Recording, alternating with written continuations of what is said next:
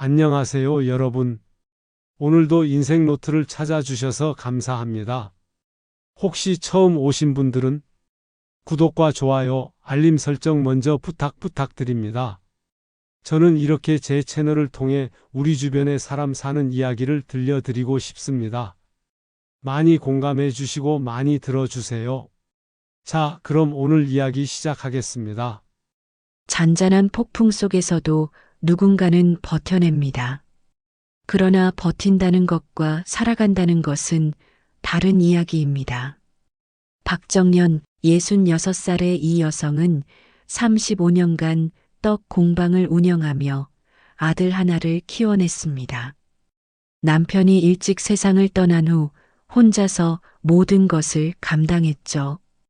그렇게 정성스럽게 키운 아들이 결혼을 했고 며느리와 함께 살게 되었습니다. 처음에는 행복했습니다. 가족이 늘어난다는 것, 외롭지 않을 거라는 기대가 있었죠. 하지만 시간이 흐르며 이상한 일들이 벌어지기 시작했습니다. 휴게소에 혼자 남겨진 날, 그 비 오는 날부터 모든 것이 달라졌습니다. 자신의 방이 사라지고 물건이 치워지고 급기야 35년간 일군 떡 공방마저 빼앗기려는 순간 정연은 깨달았습니다. 자신이 짐이 되어버렸다는 것을요. 하지만 이 이야기는 여기서 끝나지 않습니다. 정연은 선택합니다. 당하며 사는 대신 자신을 지키며 사는 삶을요. 자, 지금부터 무슨 특별한 사연이 있었는지 지금 바로 시작해 보겠습니다. 3년 전 형준이가 결혼한다고 했을 때 저는 정말 기뻤습니다. 아들이 35이 되도록 결혼을 안 해서 걱정이 많았거든요. 세라를 처음 만난 날이 아직도 기억나요. 화사한 미소를 지으며 제 손을 잡았던 그 순간이요. 어머님 뵙게 되어 정말 영광이에요. 형준 오빠한테 어머님 이야기 많이 들었어요. 세라의 목소리는 부드럽고 다정했습니다. 20대 후반의 젊은 여성이었어요. 깔끔하게 차려입은 모습이 단정해 보였습니다. 우리 형준이 잘 부탁해요. 제가 정말 잘할게요. 어머님께 효도하는 며느리가 되겠습니다. 그날 식사 자리에서 세라는 계속 제게 신경을 썼어요. 음식을 먼저 권하고 물을 따라주고 이야기를 경청했습니다. 형준이를 바라보는 눈빛도 따뜻했어요.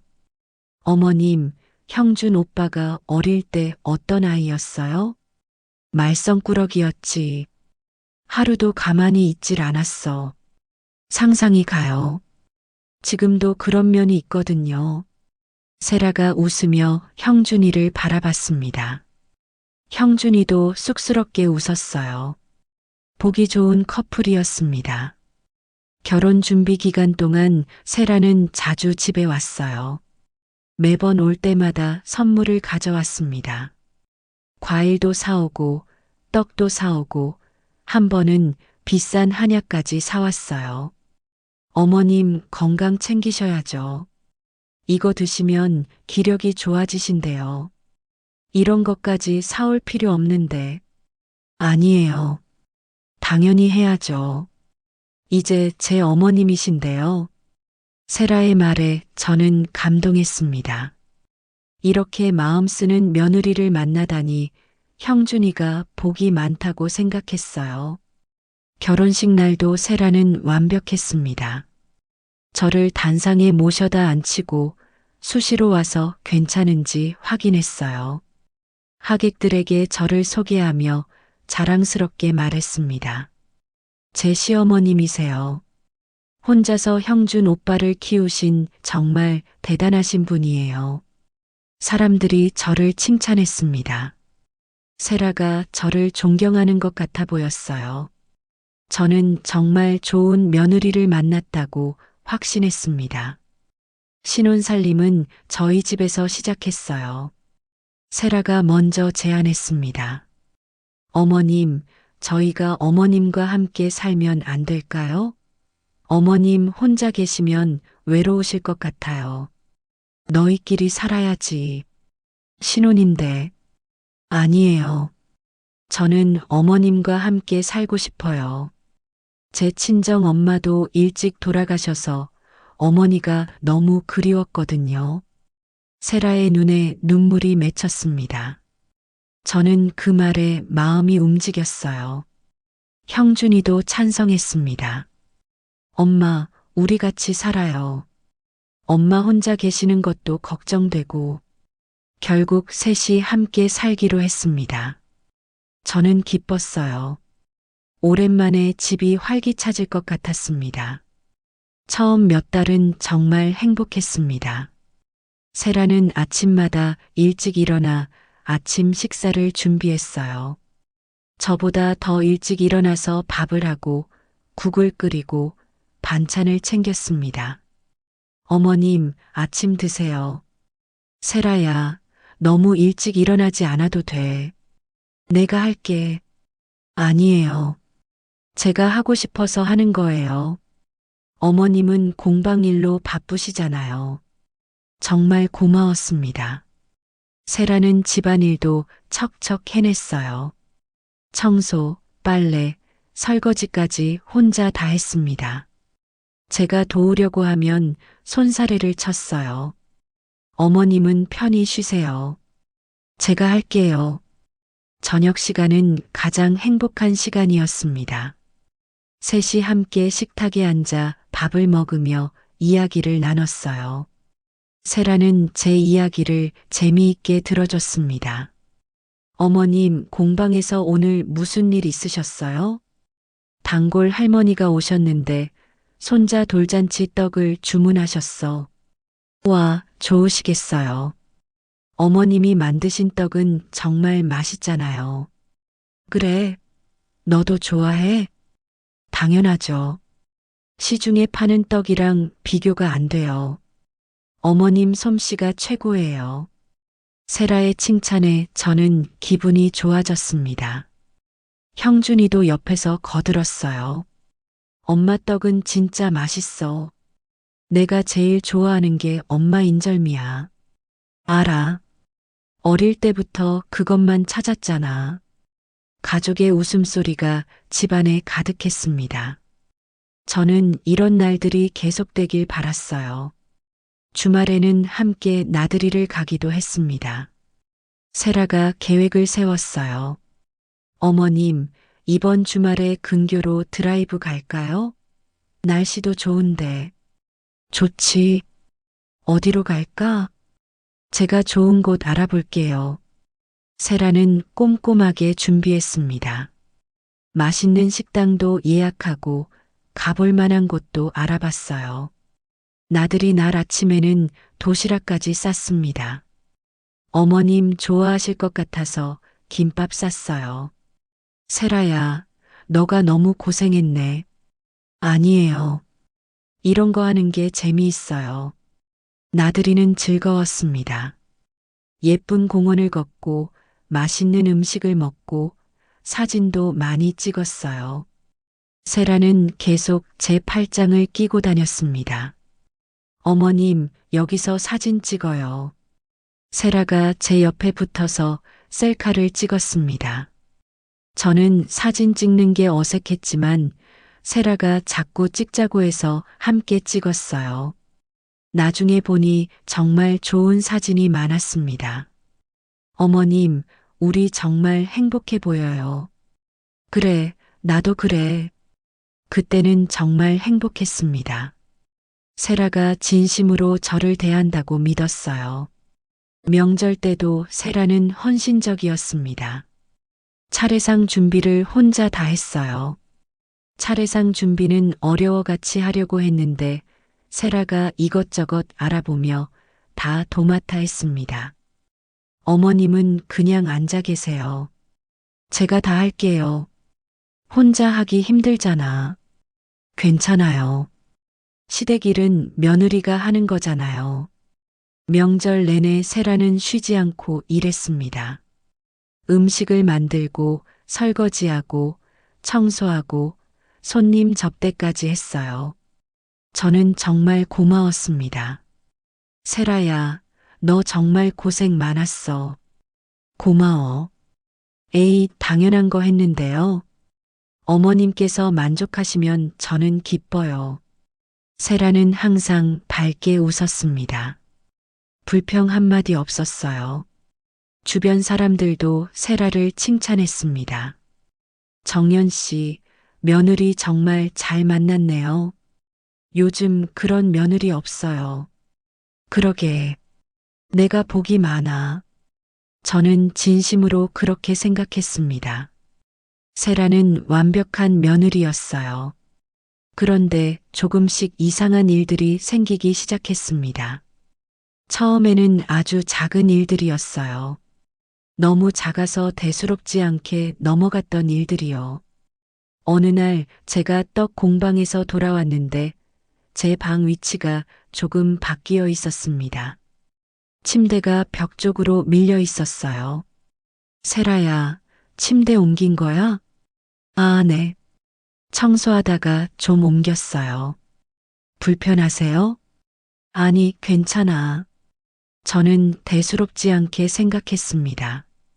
청소하다 보면 그럴 수 있죠. 하지만 며칠 후 또 다른 일이 있었습니다. 제 화장대 서랍이 정리되어 있었어요. 세라야, 내 서랍 정리했어? 네, 어머님. 너무 어질러져 있길래 제가 정리했어요. 안 해도 됐는데. 아니에요. 깔끔하게 정리되어 있는 게 보기 좋잖아요. 그때도 저는 고마워했습니다. 세라가 제 방까지 신경 써준다고 생각했어요. 하지만 나중에 생각해보니 그때부터였습니다. 세라가 제 물건을 함부로 만지기 시작한 게요. 이상하다고 느끼며 한 달쯤 지났을 때 형준이의 태도도 조금씩 변하기 시작했습니다. 예전처럼 다정하지 않았어요. 말수도 줄었고 저와 눈을 잘 마주치지 않았습니다. 형준아, 무슨 일 있어? 아니요, 엄마. 회사 일이 좀 힘들어서요. 그래. 힘들면 이야기해. 괜찮아요. 형준이는 더 이상 말하지 않았습니다. 저는 회사 일이 힘든가 보다 하고 넘어갔어요. 하지만 형준이의 표정이 점점 더 어두워졌습니다. 어느 날 밤 우연히 형준이와 세라의 대화를 들었습니다. 제가 화장실에 가려고 방에서 나왔는데 둘이 거실에서 조용히 이야기하고 있었어요. 여보, 우리 이대로는 안 돼.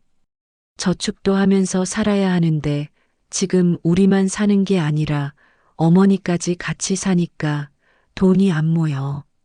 세라의 목소리였습니다. 저는 복도에 멈춰 섰어요. 그래도 그나마 우리가 엄마 집에 사니까 월세는 안 나가잖아.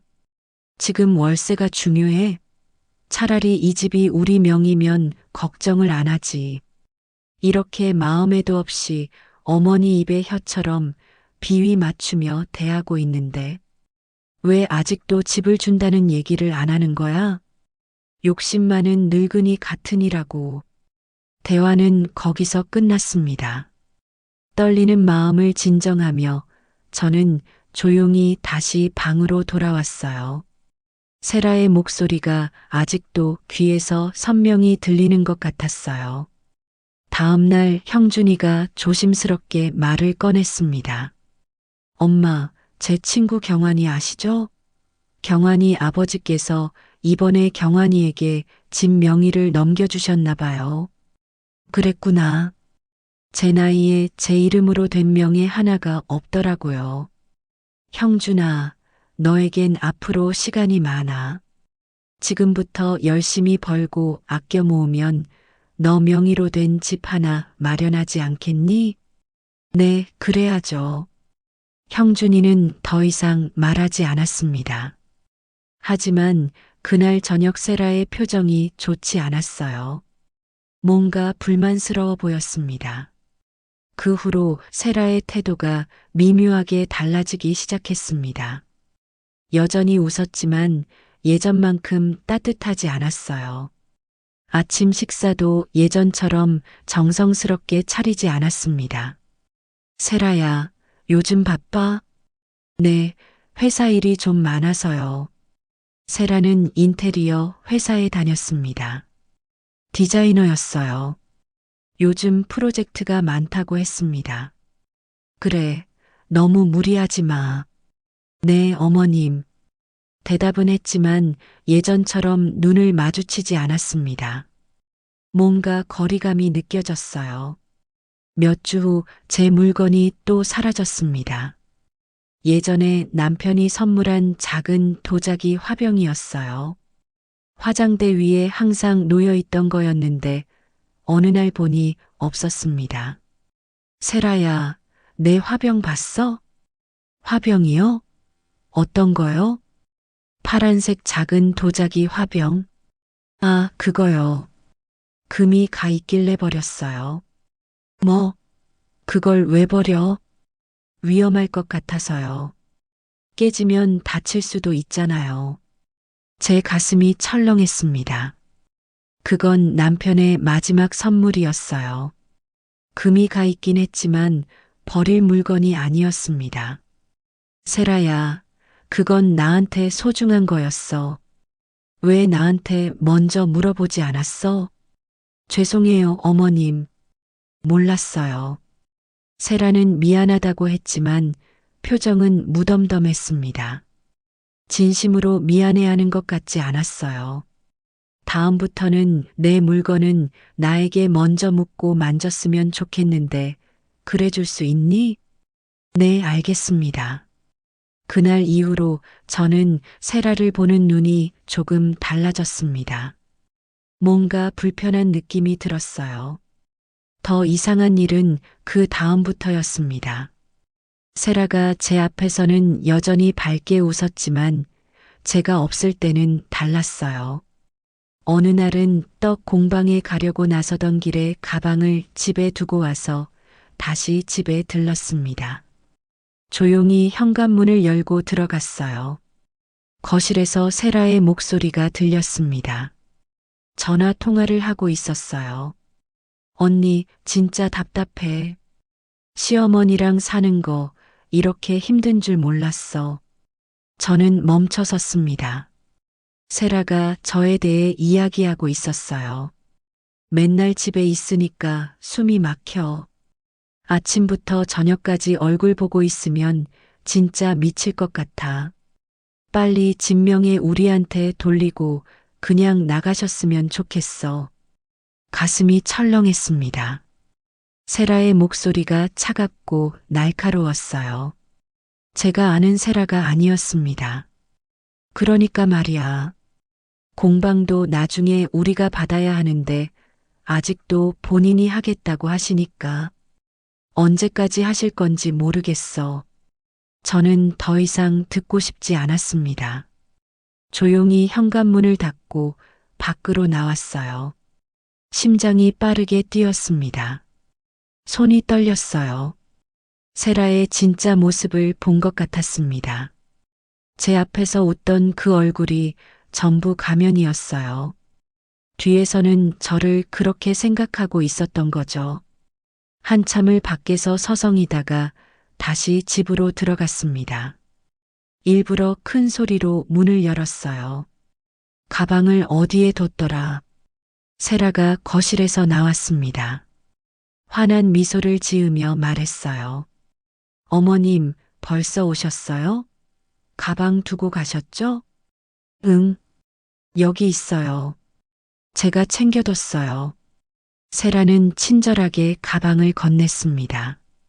아까 전화로 제 욕을 하던 사람이 맞나 싶었어요. 완전히 다른 사람 같았습니다. 고마워. 고맙긴요, 어머니. 조심히 다녀오세요. 세라의 미소는 완벽했습니다. 하지만 이제 그 미소가 진짜가 아니라는 걸 알았어요. 저는 가방을 들고 나왔습니다. 그날부터 저는 세라를 주의 깊게 관찰하기 시작했습니다. 겉으로는 여전히 착한 며느리였어요. 제게 웃고 친절하게 대하고 집안일도 했습니다. 하지만 가끔 제가 안 보는 곳에서 표정이 바뀌는 걸 봤어요. 거울에 비친 세라의 얼굴이 차갑게 굳어 있었습니다. 저를 보는 눈빛도 달랐어요. 예전의 따뜻함은 없었습니다. 형준이도 변했습니다. 점점 더 말이 없어졌어요. 세라와 있을 때는 긴장한 것처럼 보였습니다. 세라의 눈치를 보는 것 같았어요. 어느 날 저녁 형준이가 혼자 있을 때 이야기를 시도했습니다. 형준아, 요즘 너 왜 그래? 네, 뭐가요? 예전 같지 않아. 무슨 일 있어? 형준이는 잠시 망설였습니다. 뭔가 말하고 싶어 하는 것 같았어요. 하지만 그때 세라가 들어왔습니다. 여보, 뭐 하세요? 아, 엄마랑 이야기 중이었어. 그래요? 어머님, 저녁 드셔야죠. 제가 준비할게요. 그리고 여보, 나 좀 봐요. 세라가 형준이의 팔을 잡고 주방으로 갔습니다. 형준이는 한번 저를 돌아봤지만 곧 고개를 돌렸어요. 그날 밤 다시 둘의 대화를 들었습니다. 이번에는 일부러 들으려고 했어요. 복도에 조용히 서서 귀를 기울였습니다. 여보, 어머니한테 뭐 말하려고 했어? 세라의 목소리가 날카로웠습니다. 아니, 그냥 우리 계획 말하려던 거 아니었어? 아니야. 그런 거 아니었어. 조심해요. 어머님한테 들키면 안 돼요. 알았죠? 알았어. 형준이의 목소리는 힘이 없었습니다. 마치 기가 죽은 것 같았어요. 세라가 형준이를 조종하고 있다는 걸 느꼈습니다. 우리 계획대로 하면 돼요. 조급하게 굴지 말고 천천히 어머님을 불편하게 만드는 거예요. 그게 맞는 방법일까? 당연하죠. 직접 말하면 싸우기만 해요. 이렇게 해야 어머님이 스스로 나가고 싶어지게 되는 거예요. 저는 온몸이 얼어붙는 것을 느꼈습니다. 계획이 있었어요. 저를 이 집에서 내보내려는 계획이요. 엄마가 알면 상처받으실 거야. 어차피 나중에는 알게 될 거예요. 그때 가서는 이미 늦었죠. 세라야, 우리 이러는 게 맞아? 여보, 우리 미래를 생각해요. 평생 시어머니 눈치 보면서 살 거예요? 공방도 우리가 받아야 하고 이 집도 우리 거잖아요. 당연한 권리예요. 그래도는 무슨, 당신 마음 약하게 굴면 안 돼요.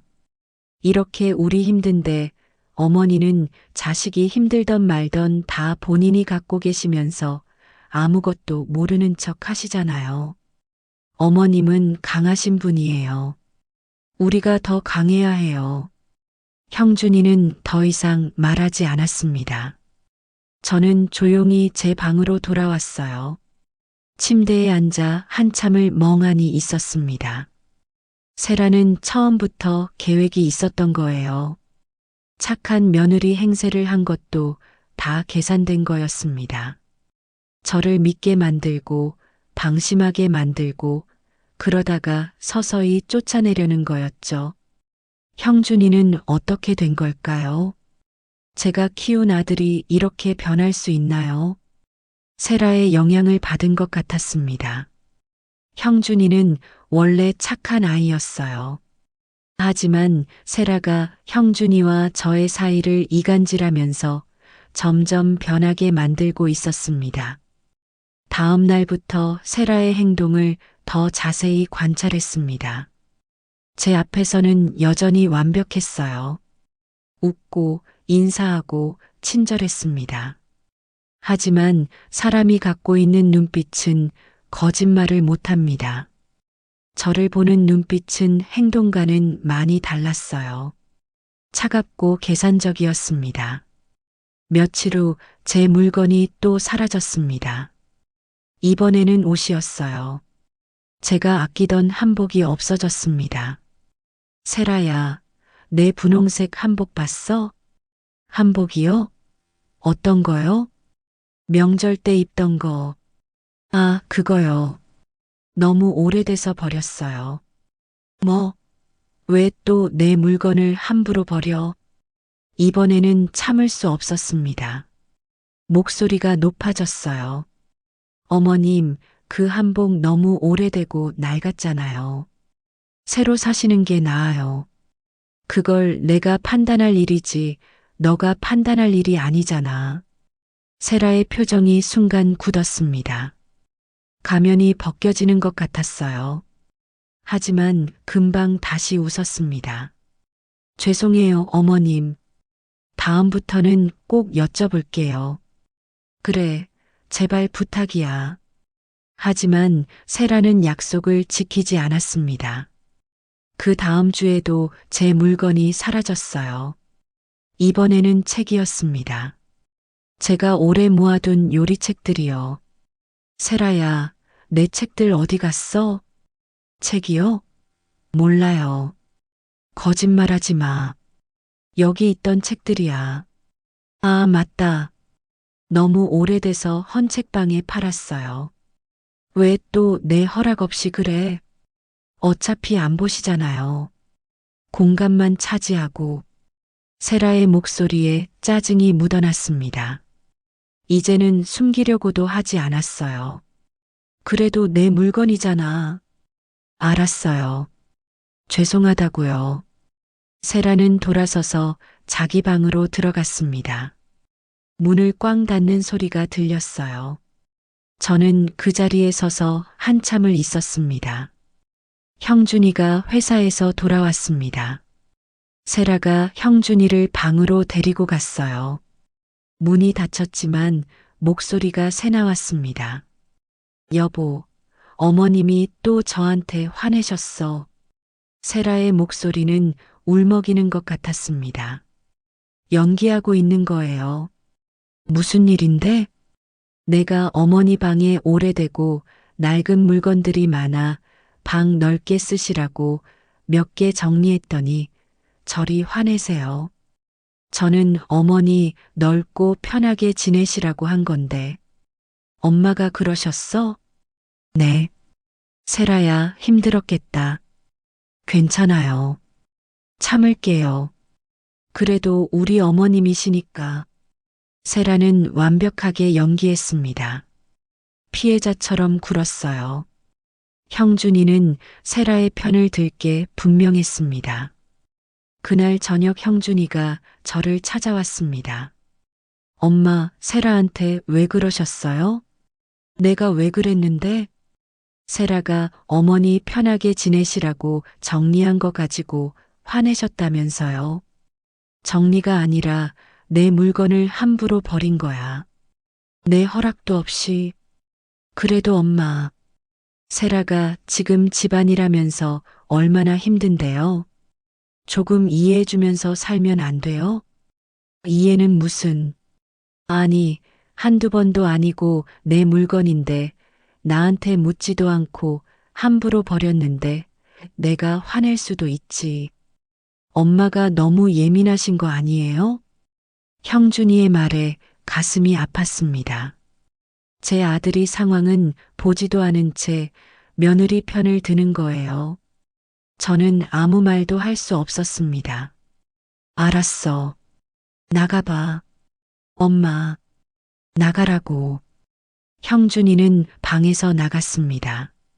저는 침대에 앉아 울었어요. 소리 내지 않으려고 이불을 입에 물었습니다. 제 아들이 변하고 있었어요. 세라가 형준이를 조종하고 있었습니다.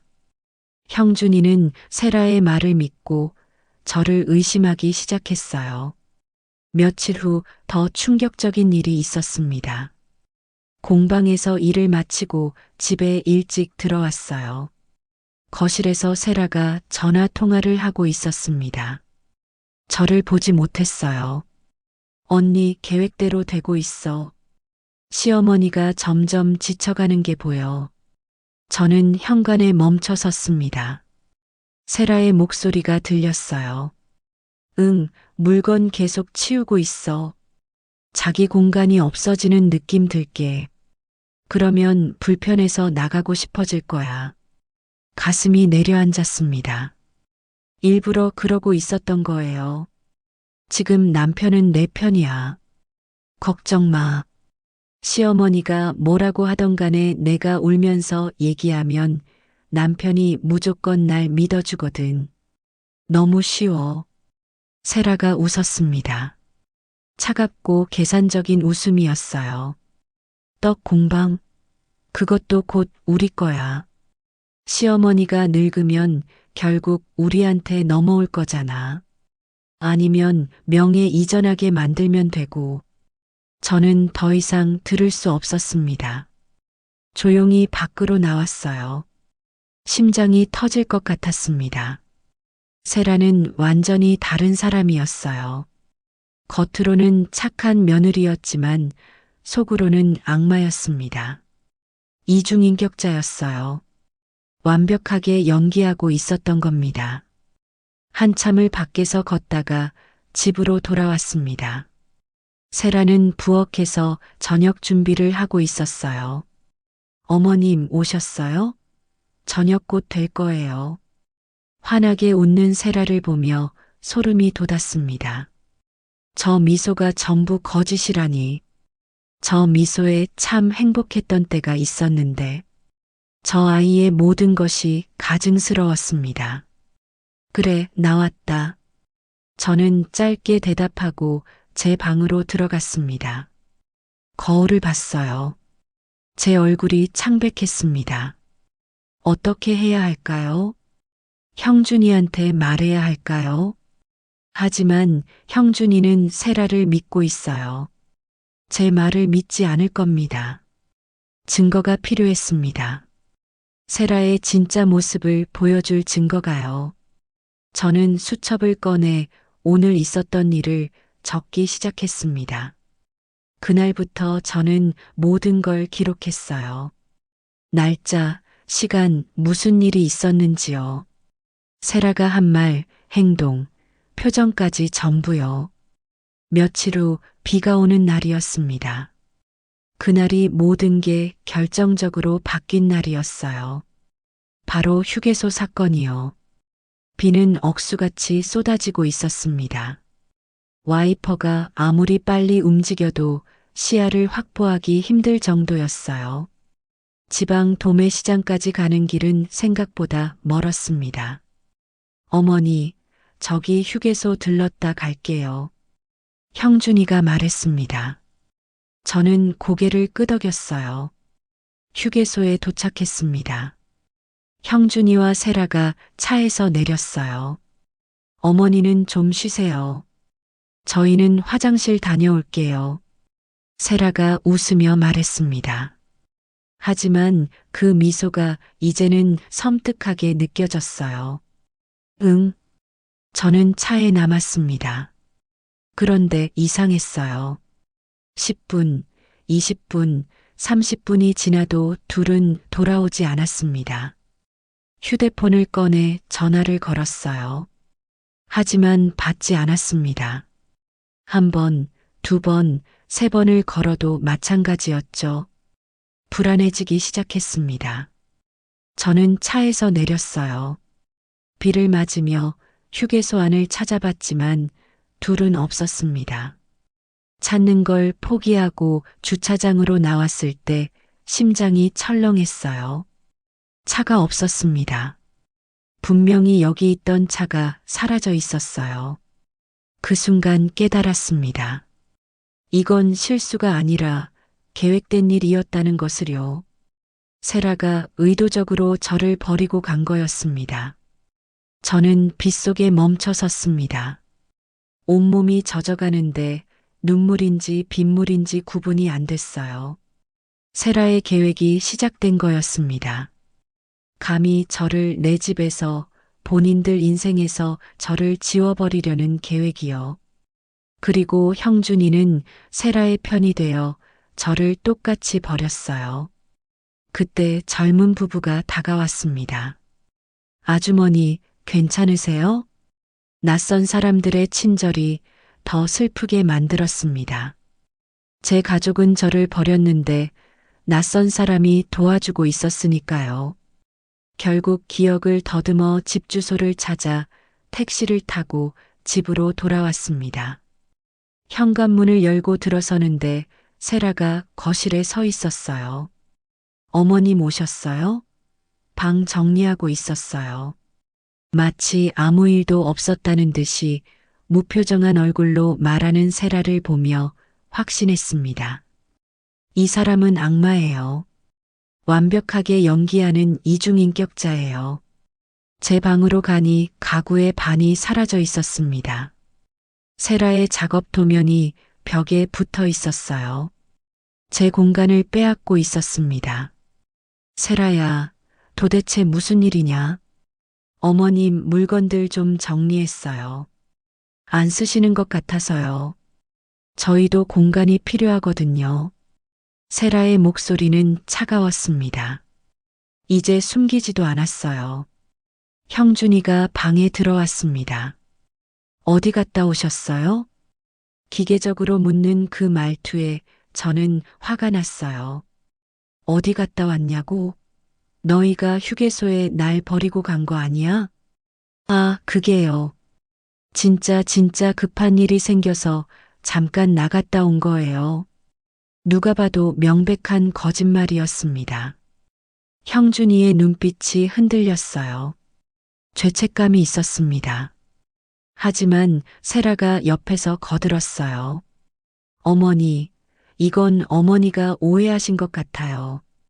금방 돌아올 생각이었는데 일이 좀 길어져서요. 세라는 완벽하게 연기했습니다. 저는 더 이상 말하고 싶지 않았어요. 그날 밤 저는 결심했습니다. 더 이상 당하고만 있지 않겠다고요. 제 삶을 지켜야 한다고요. 며칠 후 어느 날 오후 세라의 노트북이 거실 테이블 위에 놓여 있었습니다. 화면이 켜져 있었어요. 문서 제목이 이상했어요. 집 구조 재배치 계획서? 저는 주변을 둘러봤습니다. 집안에 형준이도 세라도 없었습니다. 노트북 앞에 앉아 문서를 읽기 시작했습니다. 첫 번째 항목, 어머니 방 철거 후 작업실 확장. 두 번째 항목, 재정 확보 방안 및 공방명의 이전. 집 담보 대출. 어머니 생활비 축소. 세 번째 항목, 떡 공방 인수. 문서 맨 아래에는 메모가 있었어요. 어머니 설득 방법, 점진적 압박, 경제적 불안 조성, 고립감 증대, 심리적 압박 강화. 그리고 그 아래 더 충격적인 내용이 있었습니다. 남편 형준 통제 방법, 죄책감 자극, 모친과의 거리 조성, 경제적 불안 강조, 정서적 의존 심화. 세라는 예상대로 형준이까지 조종하고 있었어요. 모든 게 계획된 거였습니다. 저는 휴대폰을 꺼내 문서를 사진으로 찍었습니다. 여러 장 찍어뒀어요. 증거가 필요했으니까요. 어머님, 뭐 하세요? 뒤에서 세라의 목소리가 들렸습니다. 저는 천천히 돌아봤어요. 혹시 제 노트북 보셨어요? 아니, 거짓말이었지만 이제 상관없었습니다. 저는 이미 증거를 확보했고 세라의 진짜 얼굴을 알게 됐으니까요. 세라가 다가와 노트북을 닫았습니다. 앞으로는 제 물건 함부로 보지 말아주세요. 목소리가 위협적이었습니다. 세라는 더 이상 착한 며느리 연기를 하지 않았어요. 알았어. 저는 제 방으로 들어갔습니다. 문을 닫고 사진을 다시 확인했어요. 모두 선명하게 찍혔습니다. 그날 밤 저는 서랍에 든 오래된 녹음기를 꺼냈습니다. 남편이 생전에 쓰던 거였어요. 이제부턴 이걸로 형준이와 세라의 대화를 녹음하기로 했습니다. 밤늦게 물을 마시러 조용히 나갔습니다. 녹음기를 주머니에 넣고요. 부엌에서 조용히 녹음 버튼을 눌렀어요. 거실에서 둘의 대화가 들렸습니다. 제가 부엌에 있다는 걸 모르는 눈치였어요. 여보, 어머니가 이상해. 우리의 계획을 어머니가 알고 계시는 것 같아. 세라의 목소리였습니다. 그럴 리가. 엄마는 아무것도 모르셔. 아니야. 오늘 낮에 내 노트북 보신 것 같아. 조심해야 해. 노트북에 뭐가 있는데? 우리 계획 다 있잖아. 만약 어머니가 봤으면 큰일이야. 그럼 어떻게 해? 더 빨리 진행해야 해. 어머니가 움직이기 전에 우리가 먼저 움직여야 한다고. 무슨 뜻이야? 떡 공방부터 처리해야 해. 계획보다 조금 빨라졌긴 하지만 어머니 명의를 빨리 우리 명의로 바꾸는 거야. 그게 가능해? 가능하게 만들어야지. 당신이 어머니를 설득해. 나이도 있으시니까 이제 쉬셔야 한다고. 우리가 물려받아서 운영하겠다고. 엄마가 동의하실까? 안 하시면 하게끔 만들어야지. 어머니를 불안하게 만들면 돼. 혼자 운영하기 힘들다고 느끼게. 저는 녹음기를 꽉 쥐었습니다. 손이 너무 떨렸어요. 세라야, 이게 맞는 방법일까? 나 요즘 너무 죄책감 들고 엄마 얼굴 마주보기 힘들어. 형준이의 목소리가 떨렸습니다. 여보, 지금 약해지면 안 돼. 우리 미래를 생각해요. 평생 가난하게 살 거예요? 어머님 재산은 결국 우리 거예요. 어차피 받을 거 조금 빨리 받는 것 뿐이에요. 그래도 엄마가 뭐요? 당신 엄마는 우리보다 자기가 더 중요한 사람이에요. 보세요. 우리가 이렇게 힘들게 살고 있는데도 떡 공방도 집도 다 본인 명의로 하고 우리가 이렇게 희생하면서 어머니 잘 모시고 살았는데 아직까지 아무 말도 없는 거 보면 우리한테 남겨줄 생각이 없는 거예요. 그런 게 아니라 그럼 뭐예요? 당신은 왜 맨날 어머니 편만 들어요? 나는 당신 아내잖아요. 세라의 목소리가 날카로워졌습니다. 미안해, 세라야. 어차피 우리 건데 좀 빨리 받는 게 뭐가 나빠요? 힘들 때 좀 나눠 갖자는데 뭐가 문제냐고요. 죄책감 느낄 필요 전혀 없어요. 어쩌면 어머니도 기력이 없어서 지금 명예 넘겨주고 쉬고 싶으실지도 몰라요. 그래, 그럴지도 모르지. 당신 말 들으니까 당신 말이 맞는 것 같아. 그러니까 이제부터 제대로 해요. 우리가 명예 다 받고 나면 그때 어머니를 잘 모시면 돼요. 내 말 무슨 뜻인지 이해했죠? 난 어머니를 더 잘 모시려고 그런 거예요. 알았죠? 알았어. 형준이의 목소리는 죄책감을 느낀 힘없는 목소리에서 뭔가 확신을 얻는 목소리로 바뀌었습니다. 완전히 세라에게 조종당하고 있었어요. 저는 녹음을 멈추고 조용히 방으로 돌아왔습니다. 녹음 파일을 확인했어요. 깨끗하게 녹음되어 있었습니다. 이제 증거는 충분한 것 같아요. 사진과 녹음 파일이요. 하지만 이걸로 뭘 해야 할까요? 다음 날 공방에서 오금자 씨를 만났습니다. 오금자 씨는 10년 넘게 제 떡을 사가던 분이었습니다. 명절 때마다 꼭 찾아오시고 가끔은 그냥 이야기하러 오시기도 했어요. 정연 씨, 오늘 떡 참 맛있어 보이네요. 금자 씨가 진열대를 보며 말했습니다. 저는 웃으며 대답했어요. 오늘 아침에 새로 들어온 찹쌀이 너무 깨끗하고 좋아서 얼른 만들어 본 거예요. 맛보실래요? 그럼요. 저는 작은 접시에 떡을 담아드렸습니다. 금자 씨가 맛있게 드시는 걸 보니 기분이 조금 나아졌어요. 그때 금자 씨가 물었습니다. 요즘 안색이 안 좋으신데 무슨 일 있으세요? 저는 잠시 망설였습니다. 말해야 할까요? 하지만 더 이상 혼자 감당할 수 없었어요. 누군가에게 이야기하고 싶었습니다. 금자 씨, 제가 요즘 고민이 좀 있어요. 조심스럽게 상황을 이야기했어요. 금자 씨는 제 이야기를 다 들었습니다. 휴게소 사건, 사라진 물건들, 세라의 이중인격, 녹음 파일과 사진까지요. 정연 씨, 이건 가족 문제가 아니에요. 재정 착취예요. 그것도 아주 치밀하고 계획적인. 금자 씨의 표정이 굳었습니다. 며느리가 보통 사람이 아니네요. 고부 사이가 너무 좋아 보여서 늘 부러웠는데 속에는 그런 무서운 생각은 가진 이중인격자라니. 섣불리 대하면 오히려 정연 씨가 당할 것 같아요. 어떻게 해야 할까요? 결혼할 때부터 미리 계획을 세우고 접근했다는 증거를 더 모으세요. 그리고 법적 조치를 취하세요. 변호사를 만나야 해요. 금자 씨는 변호사 명함을 주셨습니다. 제 친구예요. 가족법 전문인데 이쪽으론 경력도 많고 아주 유능한 친구예요. 여기 연락해서 상담받아 보세요. 저는 명함을 받아들었습니다.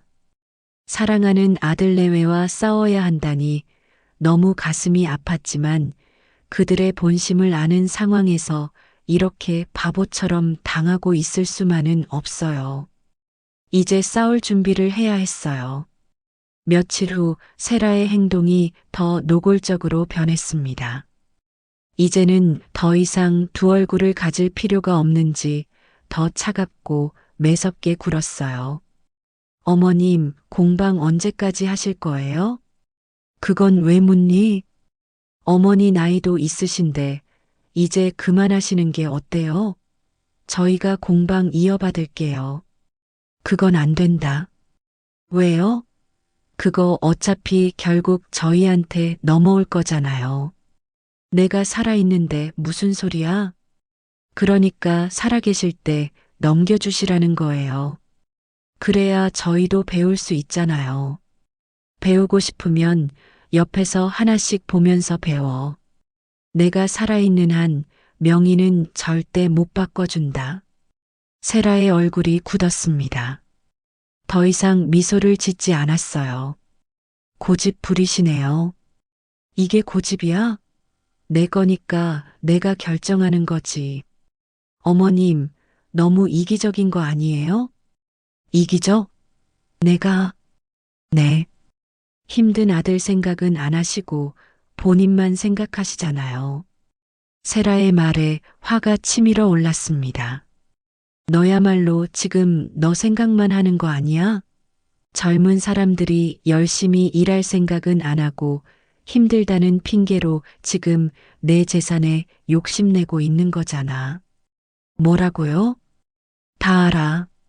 내가 무슨 생각하는지. 처음부터 계획이 있었던 거 맞지? 세라의 표정이 변했습니다. 가면이 완전히 벗겨졌어요. 그래요. 맞아요. 저는 처음부터 어머님 재산이 필요했어요. 착한 며느리 연기하느라 힘들었다고요. 드디어 본색을 드러냈습니다. 저는 놀라지 않았어요. 이미 알고 있었으니까요. 그렇게 솔직하니 오히려 좋네. 어차피 어머님은 곧 이 집에서 나가실 거예요. 이건 내 집이니까요. 내 집? 이 집 명의가 누구 거인데? 곧 우리 명의가 될 거예요. 어떻게? 방법은 많죠. 어머님이 자발적으로 주시든지 아니면 다른 방법을 쓰든지. 세라의 눈빛이 차가웠습니다. 위협적이었어요. 협박하는 거야? 협박이라고 생각하시면 그렇게 생각하세요. 어차피 결과는 같으니까. 세라는 돌아서서 자기 방으로 들어갔습니다. 문을 쾅 닫는 소리가 들렸어요. 저는 그 자리에 서서 한참을 있었습니다. 세라는 제가 생각한 것보다 정말 위험한 사람이었어요. 무슨 짓이든 할 수 있을 것 같았습니다. 그날 밤 형준이가 제 방에 왔습니다. 엄마, 세라한테 왜 그러셨어요? 내가 왜 그랬는데? 세라가 울고 있어요. 엄마가 재산 때문에 결혼했다고 했다면서요?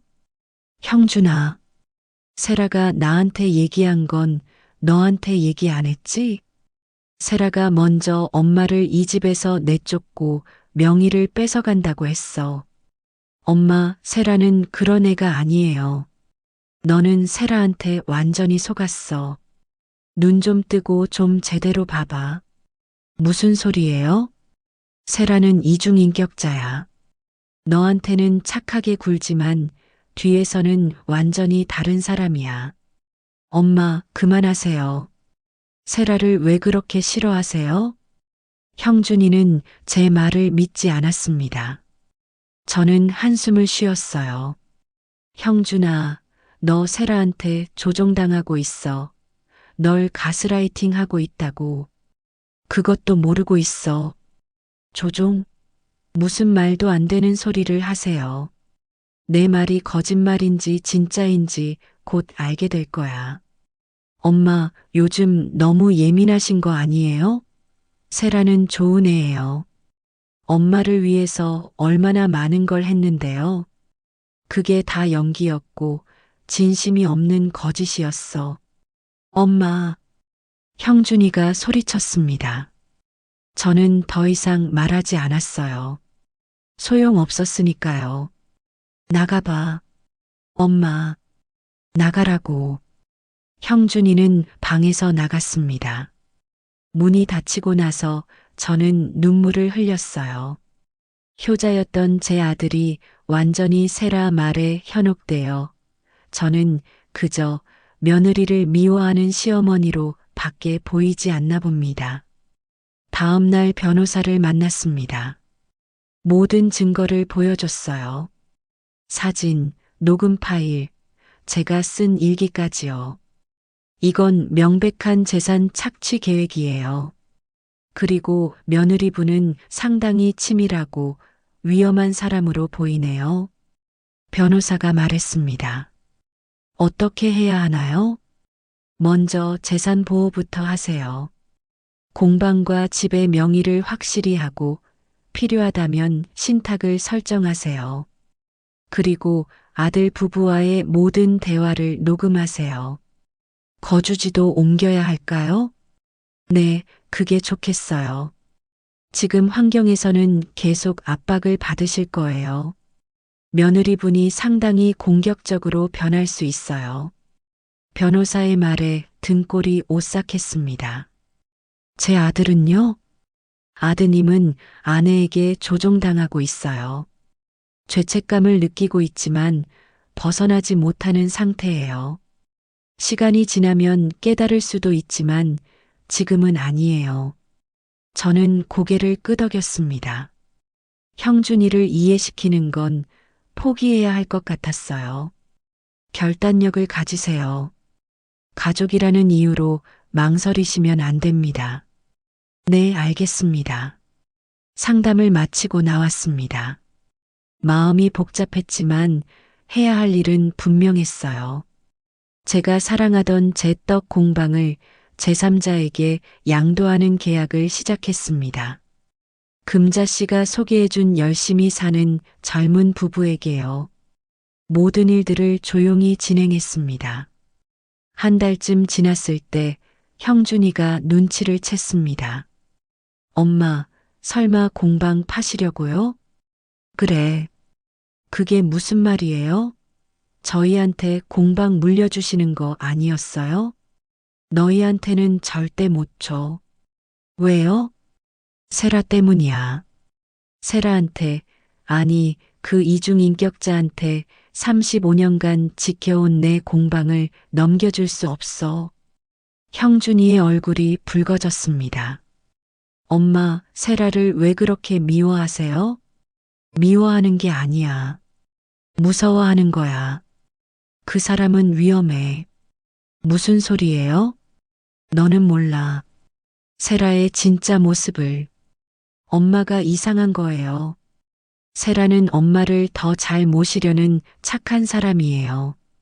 저는 더 이상 설명하지 않았습니다. 형준이는 끝까지 세라를 보호하고 믿는 상황에서 저희 설명은 더 이상 필요 없었어요. 공방 계약이 완료되었습니다. 새 주인에게 모든 걸 인계했어요. 형준이와 세라는 분노했습니다.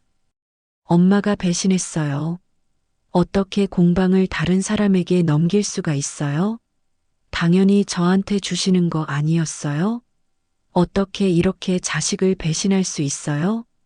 엄마가 자식에게 어떻게 이럴 수가 있냐고요. 형준이가 소리쳤습니다. 배신은 너희가 먼저 했잖아. 저희가 뭘 배신했어요? 비가 엄청나게 많이 오던 그날, 휴게소에 날 버리고 간 것. 내 물건을 허락도 없이 하나둘씩 치운 것. 내 공간, 내 물건들을 하나씩 빼면서 서서히 나를 집에서 내쫓으려 한 것. 다 배신 아니야? 형준이는 할 말을 잃었습니다. 세라가 끼어들었어요. 어머님, 저희는 어머님을 위해서 한 거예요. 나를 위해? 너를 위한 거였잖아. 아니에요. 거짓말하지 마. 너 노트북에 있던 계획서 다 봤어. 사진도 찍어뒀고, 세라의 얼굴이 창백해졌습니다. 그리고 너희 대화도 녹음했어. 증거 다 있어. 뭐? 뭐라고요? 이제 끝이야. 나는 이 집도 팔 거야. 안 돼요. 안 돼요. 안 된다고요. 세라가 소리쳤습니다. 처음으로 완전히 이성을 잃은 것 같았어요. 어머님, 이 집은 우리 거예요. 세라야, 잘 들어. 이건 너 집이 아니야. 내 집이야. 어머님이 돌아가시면 우리 거잖아요. 내가 살아있는데 무슨 소리야? 세라의 눈빛이 이상했습니다. 광기가 느껴졌어요. 그럼, 세라가 뭔가 말하려다 멈췄습니다. 형준이가 세라를 잡았어요. 세라야, 진정해. 나요. 이 집은 우리 거라고요. 세라가 소리치며 울기 시작했습니다. 하지만 저는 동요하지 않았어요. 연기라는 걸 알았으니까요. 집 매물로 내놨어. 한 달 안에 나갈 거야. 엄마. 형준이가 절규했습니다. 하지만 저는 돌아서서 제 방으로 들어갔어요. 그날 밤 세라의 진짜 목소리를 들었습니다. 저 늙은이가 감히 우리를 이렇게 만들다니. 벽 너머로 세라의 고함 소리가 들렸어요. 세라야, 진정해. 진정해? 어떻게 진정해요? 저 늙은이가 모든 계획을 망쳐놨어요. 망쳤다고요. 우리가 너무 심하게 한 거 아닐까? 뭐가 심해요? 어차피 우리 거예요. 조금 빨리 받으려고 한 것뿐이에요. 그래도 엄마가, 엄마, 당신은 엄마한테서 독립 못해요? 언제까지 엄마 치마폭에 매달려 살 거예요? 그게 아니라, 그럼 뭐예요? 당신은 나를 사랑한다면서 왜 맨날 어머님 편만 들어요? 세라의 목소리가 점점 더 날카로워졌습니다. 나를 선택하든지 어머님을 선택하든지 해요. 세라야, 이제 결정해요. 나 아니면 어머님. 형준이는 대답하지 못했습니다. 한참의 침묵이 흘렀어요. 역시 당신은 못 믿겠어요. 당신 엄마나 잘 모시세요. 공방도 집도 없는 마당에 내가 여기 있을 이유가 없어요. 문 열리는 소리가 들렸습니다. 세라가 집을 나간 것 같았어요. 저는 벽에 기대 앉아 있었습니다. 세라의 진짜 모습이었어요. 완전히 다른 사람이었습니다. 집이 팔렸습니다. 생각보다 빨랐어요. 한 달 후 작은 집으로 이사하기로 했습니다. 그동안 형준이의 계속된 설득으로 세라는 돌아왔고 또 무슨 작당인지 저에게 잘 대해주면서 저의 마음을 돌리려 애썼습니다. 어느 날은 울었다가 어느 날은 화냈다가 어느 날은 마음 아프도록 애원했습니다. 하지만 저는 흔들리지 않았어요. 엄마, 우리 정말 잘하려고 했어요. 엄마 편히 쉬게 해드리면서 공방도 잘 운영하려고 했고 집은 명의를 받아내 집이라는 안정감을 가지면서 어머니 편히 모시려고 했었어요. 거짓말하지 마. 진짜예요. 믿어주세요. 저희가 방법이 잘못됐을 뿐이에요. 방법이 잘못된 게 아니라 마음이 잘못됐어. 형준이는 울면서 얘기했습니다. 하지만 세라는 울지 않았어요. 오히려 순간순간 차갑게 저를 노려보고 있었습니다. 이사하는 날 세라가 마지막으로 말했습니다. 어머님, 후회하실 거예요. 후회는 너희가 할 거야. 어머님, 이렇게 한 거. 어머님, 아들이 얼마나 힘들게 살지. 두고 보세요. 난 지금 당장 내가 할 수 있는 일을 했을 뿐이야. 할 수 있는 일? 분명 후회하실 거예요. 세라의 눈빛이 섬뜩했습니다. 저는 돌아서서 집을 나왔어요. 원룸으로 이사했습니다. 작지만 제 공간이었어요. 아무도 저를 괴롭히지 않는 곳이요. 첫날 밤은 조용했습니다. 너무 조용해서 오히려 편안했어요. 저는 침대에 누워 천장을 바라봤습니다. 새로운 시작이에요. 세라 같은 악마에게서 벗어난 거죠. 형준이는 안타깝지만 형준이도 곧 알게 될 거예요. 그리고 곧 돌아올 거고요. 며칠 후 형준이에게서 편지가 왔습니다. 엄마, 미안해요. 제가 잘못했어요. 세라가 떠났어요. 이혼하자고 하더라고요. 저는 이제야 깨달았어요. 세라가 저를 이용한 거라는 걸. 세라는 공방과 집이 아니었으면 저랑 결혼하지 않았을 거라고 했어요. 그런데 그게 사라졌으니 저랑 살 이유가 없는 거죠. 바보처럼 엄마가 그동안 피땀 흘려 일구신 재산을 너무 쉽게 제 것이라고 생각했었어요. 엄마가 맞았어요. 제가 생각이 깊지 못했습니다. 용서해 주세요. 편지를 읽으며 눈물이 났습니다. 하지만 다시 돌아갈 수는 없었어요. 이미 늦었습니다. 저는 편지를 접어서 서랍에 넣었습니다. 형준이를 이미 용서했지만 형준이가 더 나은 어른으로 성장할 수 있도록 힘든 시기를 이겨낼 시간도 필요해 보였습니다. 스스로 자립하고 힘든 시간을 이겨낸 후 엄마를 찾아온다면 그때 손 잡아줘야죠. 몇 달이 지났습니다. 저는 새로운 일상에 적응했어요. 혼자 사는 게 외롭지 않았습니다. 오히려 자유로웠어요. 가끔 길에서 세라를 마주칠까봐 두렵기도 했지만 다행히 마주치지 않았어요. 세라는 이 동네를 떠난 것 같았습니다. 형준이는 가끔 문자를 보냈습니다. 짧은 안부였지만 예전에 다정함이 있었습니다. 힘들지만 잘 이겨내고 있는 것 같아 보였어요. 그래.